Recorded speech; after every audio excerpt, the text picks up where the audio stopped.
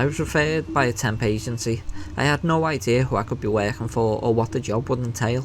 I only knew that the pay was good. A week-long excursion at $725 a night, more than enough to pay off a couple credit card bills and a good chunk of next month's rent. For that price, I would have done almost anything. I only wish I knew at that time what I was getting myself into. When I arrived at the address, I was surprised. It was a large facility at the end of a dirt road in the woods, 2 towns over. The large sign outside read Synthetic Corp. It was a plain white 3-storey building, void of identifying markings. Its appearance gave me no clues to its purpose. Its location was even more baffling. Going off on the name alone, I had to assume it was some sort of biotech company. I was probably needed to clean up radioactive waste or something to that end. For what they were paying me, I would happily risk my health. Upon entering the building and meeting with the receptionist, I was directed to room 371 on the 2nd floor, where I would wait for Al, my new boss. It was your standard office setting, albeit more quaint than usual. Red carpet, white walls and no windows. Only 6 desks in 3 rows of 2, each with their own computer. At the back of the room was a large wall covered by a one-way mirror, an opening with steps on either side of it. Inside was a single chair, desk and landline phone. Probably a place for supervisors to oversee productivity. Other than that, the room harboured no points of interest, unless you fancied the waste bin and fern in the corner. An older gentleman opened the door to my room and came over to shake my hand, introducing himself as Al. He seemed to be in a rush, wasting no time in describing the task at hand. I was to stay in that very room from 8 PM until 6 AM the following day, every night for a week. He left me a cell number and a laminated list of rules to be followed. He told me he could not overstate enough the importance of following each and every one exactly as they were outlined. Once he was sure I understand the gravity of the situation, he left me to my first shift in peace, closing the door behind him. That was it, really, just stay in the room for 10 hours a night. I had no clue as to why I was being paid over $5,000 to room sit, but I learned some time ago to never look a gift horse in the mouth. I simply sat down in the overseer's room with a smile on my face and went over the list of rules. There were 10 in total, all of which left me more than a little confused. 1. Once 8 rolls around, lock the door, and do not leave the room for any reason until 6. Plan your bathroom usage and meal periods accordingly. No food or drink items within the room. 2. Do not use Hank's computer. It's the closest to the exit. No one is to ever touch it, under any circumstances, not even Hank. 3. If the phone rings, answer it, but do not talk. No matter what the voice on the other end says, you are not to respond. Hang up after 2 minutes have passed.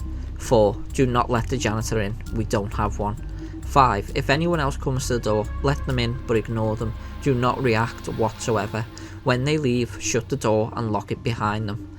6. If the waste bin changes locations, place it back in the corner as soon as you notice. 7. If I stop by, only let me in if I know the password. 8. At 9:30 precisely, set each of the computer's home screens to different URLs except Hank's. Do not react to the images, act normal. 9. If you see Harvey, feed him one of the treats from Lisa's desk, the one opposite to Hank's. 10. If there's an emergency, call my cell, but not after 10:05 PM. Below the last rule was a final sentiment, scribbled over the laminate in pen. No one has made it past night 3. Good luck. I was perplexed, wondering for a moment if Al was a lunatic, and if that was the reason no one else had lasted. Perhaps his quirks were too much for the previous candidates and they backed out, fearing for their safety at the hands of his fragile mind. I would not be swayed so easily. Even if Al was crazy, I would happily take his money for what was shaping up to be a very simple job. At least, that's what I thought. Day 1 was utterly boring. Nothing remarkable happened. Definitely not anything to the extent of what Al's list would have me expect. At 9:30, I even changed the URLs on the computers, if for no other reason than to feel somewhat useful. The next night, however, was a little different. Day 2 started as it normally did. I settled in for another long night, making sure to eat and empty my bladder before locking myself in. At 9:25, just as I was about to ready myself to change the home screens again, I saw it. The waste bin was right there at the top of the steps to the overseer's room. I certainly hadn't placed it there. I felt a small spike in my adrenaline before calming down with a smile. The waste bin, the list, it was all a joke at my expense. Al would be in the next room waiting anxiously to see the look on my face. I raced out to the office floor. There was no one there. I walked over to the exit and shook the knob. It was still locked. Confused and a tinge scared, I swiftly picked up the waste bin and walked it back over to the corner of the room. I checked the time, 9:30. I started changing the URLs on all of the computers, hoping desperately that I had imagined what just occurred. After skipping Hank's desk, I typed in the last website on PC number 6. I was about to pull away when some strange imagery manifested on the screen. It was surveillance footage of the room, the very room I was in. I saw me looking at the computer. I turned and looked up, but there was no camera. Upon looking back at the screen, I saw something terrifying. I watched as a copy of me stepped out from the overseer's room. I looked up behind me, grabbed a hard drive from one of the desks and wound up to strike me in the back of the head. I quickly turned to shield myself. There was no one there. I turned back and the screen changed, displaying the website I had entered as normal. I raced back to the overseer's room and sat down, more than a bit frazzled. I contemplated walking out, but I steeled myself to continue. I was fine, after all. Maybe Al wasn't a lunatic, but he didn't seem the type to wish me any harm. Not that I knew him all that well. Still, I hadn't sustained any damage. I was questioning my sanity, yes, but no bodily injuries had befallen me. Whatever was at play here seemed harmless so far. Knock knock. There was a loud banging. Having just had the most horrifying experience of my life, I nearly jumped out of my skin. A voice then penetrated the door. "It's the janitor, just here to clean up. Can you open the door?" I recalled rule number 4 and denied him entry. "You did good not letting him in. You followed the rule, now you're fine. So long as you followed the rules, you'll be safe. It's as simple as that. You can see this through." Knock knock. I jumped again. "I really need to get in there and clean up. Open the door." I took a deep breath and peeled back my anxiety, successfully ignoring the janitor until he left. This was an accomplishment for me. It actually felt pretty good, a challenge that I was able to best. Though I remained on the edge of my seat, the next few hours were uneventful. I even dozed off for a moment at one point. It wasn't until 2:30 AM that my next challenge would come. A multicoloured cat jumped up on the desk in front of me, complete with beautiful splotches of black and orange. I was startled, but it seemed to be friendly. Brushing up against my arm, the name on his collar, Harvey. I knew what I had to do. I rummaged through Lisa's desk, found the jar of treats and fed Harvey one, to which he purred in delight. To my astonishment, he then charged at the door, phasing right through it. My mouth was agape in awe. Once my initial bewilderment dissipated, it was replaced with satisfaction over another small victory. As strange as it may sound, I was beginning to like the job. Ring ring, it was the landline. Remembering the rules, I removed it from the receiver and held it to my ear, making sure to keep an eye on the time. "Hey, it's Al. I'm going to be stopping by pretty soon to do a little work. How's the job treating you so far?" I remained silent. "Hello? You know you can talk. It's me, right?" I picked up the set of rules and looked them over again. There was nothing about Al calling. I didn't respond. "This is no way to treat your employer. If you don't say anything, I'll have no choice but to fire you. Do you really want that?" I stood my ground. Only 20 seconds to go. "Fine, I'll see you soon to relieve you of your duty. I guess you couldn't even make it past night 2. The 2-minute mark came and I hung up on him. I felt safe as another hour went by, reflecting on the trials I have faced thus far. I was bewildered, but determined.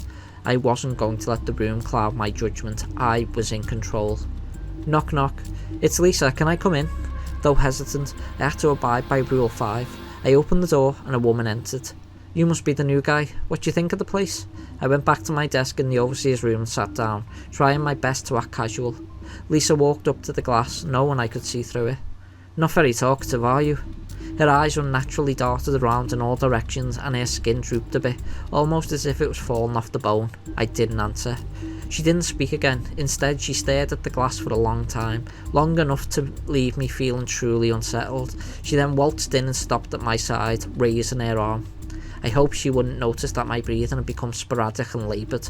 She then violently swung down on the desk, creating a thunderous clap. I almost winced but held my composure.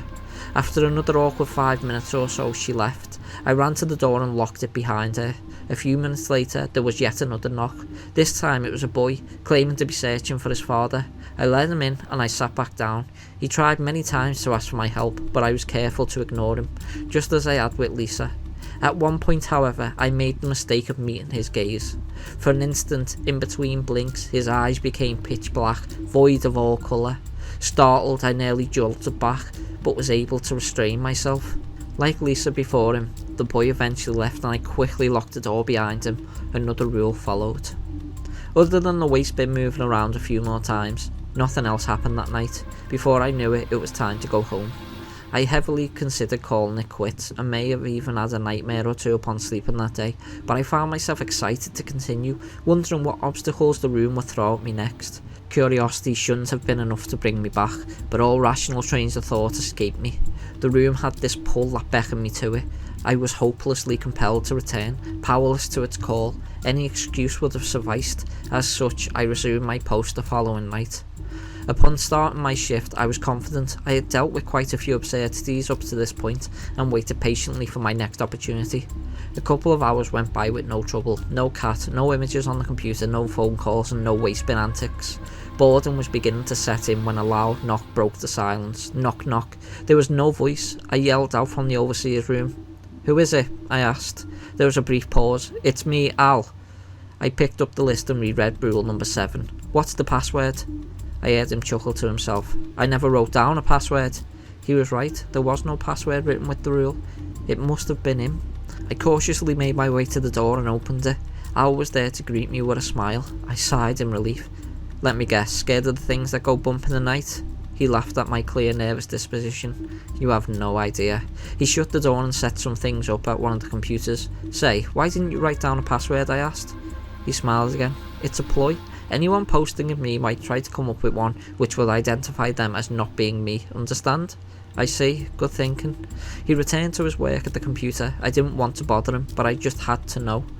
"What is this place anyway? Why do these things happen here?" He turned to face me. "It's best if you don't ask questions, especially ones that are far above your pay grade." I wasn't happy with my answer, but I knew it was all I would get out of him.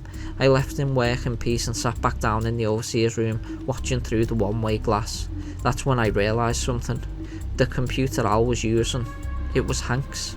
I double-checked the list to make sure. Yes, that was definitely Hank's desk, and no one was to touch his computer. Didn't that apply to Al as well? I turned over the list on the off chance I might find some more information. That's when my heart sank. In large bold print on the back of the laminated sheet was text that read, "Password, dinner." Fuck. I grabbed my phone and reached for the scrap of paper with Al's number on it and dialed it as fast as I could. There were a few tones, but he finally picked up. "Hello, everything alright over there?" "Al, thank goodness, I made the mistake. I thought he was you. I let him in and now he's on Anchor computer." He let out a long sigh of disappointment. I watched as Al's copy turned from his computer and then stood up. "Listen very carefully. Do not act suspicious in any way. You should be fine if he doesn't suspect you. If you try to leave or call anyone else, it'll all be over, understand?" "Yes, I understand." Al's copy began walking to the overseer's room. My heart was beating faster than it ever had before. "I'll be there soon, just don't panic."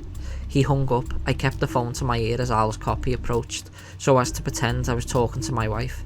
"I told you, hun, 6, that's when I clock out. You don't have to wait up for me, you worry too much, please get some rest." Al's copy was in the room with me now.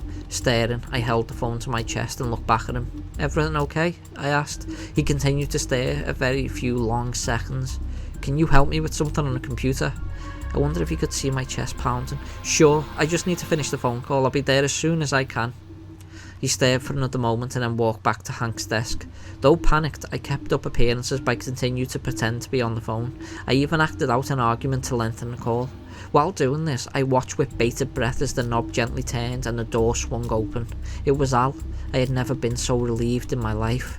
He turned to the glass and put a finger to his mouth, gesturing me to keep quiet. The clone was not yet privy to his arrival. Al snuck up behind his clone and grabbed him by the throat. The imposter struggled, but eventually succumbed to his vicious grip. He fell to the floor, a lifeless hull before disintegrating into the carpet.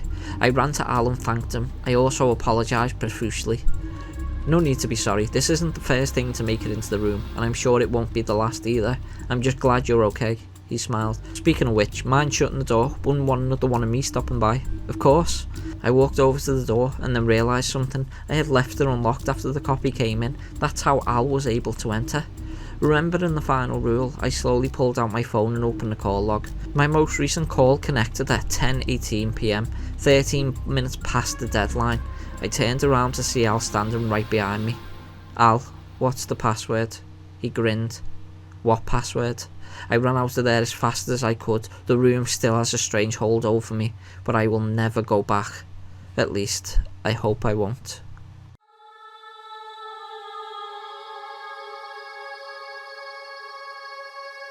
Thank you for watching today's video. If you like what you hear, please like, subscribe and comment.